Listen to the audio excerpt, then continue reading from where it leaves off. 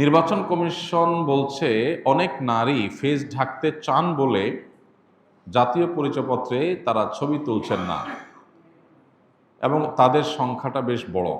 প্রশ্ন হলো, তাদের দাবি কি যৌক্তিক নয়? ভাই, এই নিউজটি আমারও চোখে পড়েছে। অনেক মহিলা, লক্ষ লক্ষ মহিলা সারা দেশে যারা ফেস ঢেকে থাকেন, তাদের মুখাবয়ব পরপুরুষের সামনে প্রদর্শন করেন না পর্দার বিধান রক্ষার খাতিরে।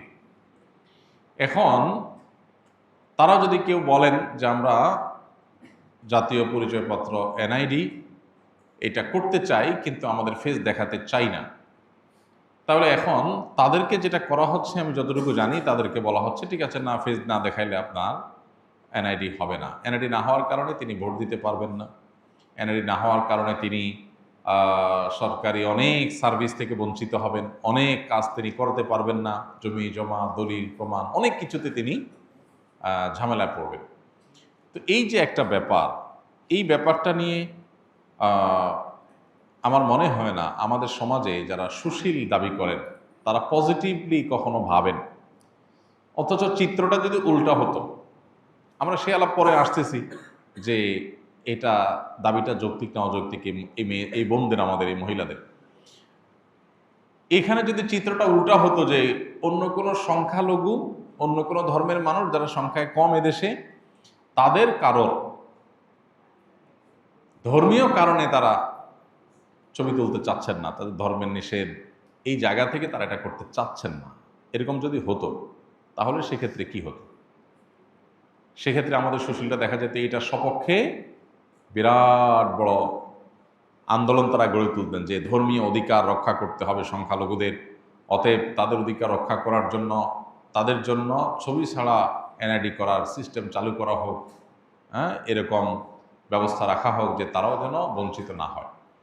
তিনি তার ধর্ম পালন করতে চাইবেন, সেটা সেই চাওয়া পূরণ করা উচিত, এটা তার সাংবিধানিক অধিকার।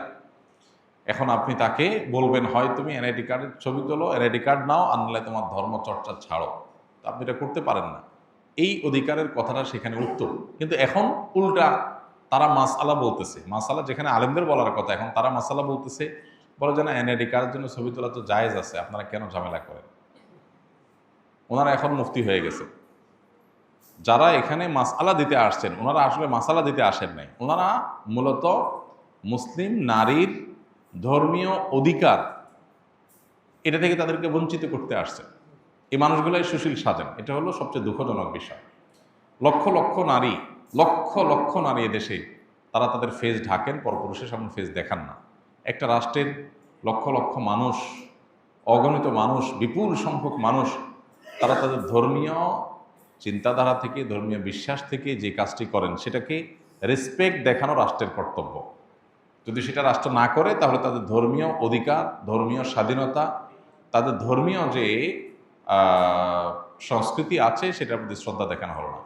এটা ভিন্ন আলাপ যে তাদের এটা কি বাড়াবাড়ি নাকি এটা শরিয়া, এটা কিন্তু কালচার হিসাবে আপনি দেখেন, সংস্কৃতি। এদেশের অনেক লক্ষ লক্ষ মেয়েরা তারা যুগ যুগ ধরে এই সংস্কৃতি ধারণ করে আসছেন, তারা ফেস ঢাকেন, পরপুরুষের সামনে ফেস দেখান না। তো এই সংস্কৃতিটাতে এই মাটির মানুষ ধারণ করছেন যুগ যুগ ধরে, সেটার প্রতি রেসপেক্ট দেখানো আপনার কর্তব্য। পৃথিবীর অন্যান্য উন্নত দেশে জনগণের চাওয়াকে এত রেসপেক্ট করা হয়, এত গুরুত্ব দেওয়া হয় যে জনগণের বিপুল সংখ্যকের কোনো চাওয়ার বিপরীতে কখনো কোনো আইন, কোনো সিস্টেম তারা হতে দেয় না। তো আমি আশা করব এখানে যে সমস্ত বোনরা তারা ফেস ঢাকতে চান তাদেরকে সে অধিকার দেওয়া উচিত, এবং তাদের আইডেন্টিটি যদি কোথাও নিরূপণ করা কঠিন হয় তাহলে সেক্ষেত্রে বায়োমেট্রিক পদ্ধতি থাকবে, আরও বহু পদ্ধতিতে তাদের আইডেন্টিটি যাচাই করা যেতে পারে, সে অপশন থাকা উচিত। এটা তো দূরের কথা, আমাদের অনেক বোনরা আছেন, আমি জানি যে বিভিন্ন জায়গায় তাদের ছবি তোলার জন্য একজন পুরুষ লোক বসায় দেওয়া হয় এবং বাধ্য করা হয় একজন পুরুষ লোকের সামনে তাকে ছবি তুলতে হবে। এটা কিভাবে গ্রহণযোগ্য হতে পারে? যদি কোনো নারী ছবি তুলতে রাজিও হন আর তিনি পরপুরুষের সামনে নিজের ফেস দেখাতে রাজি না, তাহলে একজন মহিলা অফিসার দিয়ে, একজন মহিলা মানুষ দিয়ে ওই মহিলার ছবি তোলানো উচিত। এতটুকু রেসপেক্ট যদি মানুষের ধর্মীয় কার্যক্রমের প্রতি না থাকে তাহলে এটা আমাদের জন্য লজ্জা জাতি হিসাবে, এর চেয়ে বড় কিছু নাই, এর চেয়ে বলার কিছু নাই।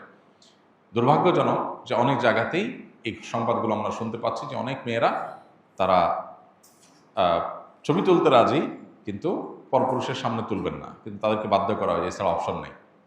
তো এটা অবশ্যই অগ্রহণযোগ্য, এগুলোর বিরুদ্ধে আমাদের কথা বলা উচিত এবং দীর্ঘদিন পর্যন্ত দিনই চর্চা করাটা এদেশে নানাভাবে একরকমের অপরাধের মতো এটাকে দেখা হয়েছে, একটা বিমাতাসুলভ আচরণ করা হয়েছে। এই আচরণ যদি চলতে থাকে তাহলে সমাজের বিপুল সংখ্যক মানুষকে আপনি যদি আপন করতে না পারেন বা তাদের হতে না পারেন, তাদের আবেগ অনুভূতি এবং ধর্মকে যদি আপনি রেসপেক্ট করতে না পারেন, তাহলে কীভাবে একটা রাষ্ট্রকে আপনি এগিয়ে নিয়ে যেতে পারবেন? এটা কোনোদিনই সম্ভব না। এই আলাপ যদি আমরা উঠে অনেক লম্বা সময়ের ব্যাপার যে মেয়েরা এনআইডি কার্ডের জন্য ছবি তুলতে পারবে কিনা, জায়েজ আছে কিনা যদি বলেন, তো জায়েজ নিয়ে অনেক ওলামাদের মতেই জায়েজ আছে, সেটা আমরা অবশ্যই বলতে পারবো। অনেক ওলামা একরাম বলেছেন আইডেন্টিটির জন্য এটা দরকার হলে নিরুপায় হলে জায়েজ আছে। কিন্তু কেউ যদি না তুলতে চান, না তুলে সুবিধা নিতে চান এবং সেই সুবিধা দেওয়ার যদি স্কোপ থাকে, তাহলে তার সেটাকে রেসপেক্টও করতে হবে। এ ব্যাপারে কোনো আলেমের কোনো দ্বিমত নেই। তো আমরা জায়েজ হওয়ার মতটাকে নিয়ে আমাদের সুবিধা মতো মাসআলা নিলাম, আর বোনদের ধর্মীয় অনুভূতিকে আমি রেসপেক্ট করলাম না, এটা জায়েজ নেই।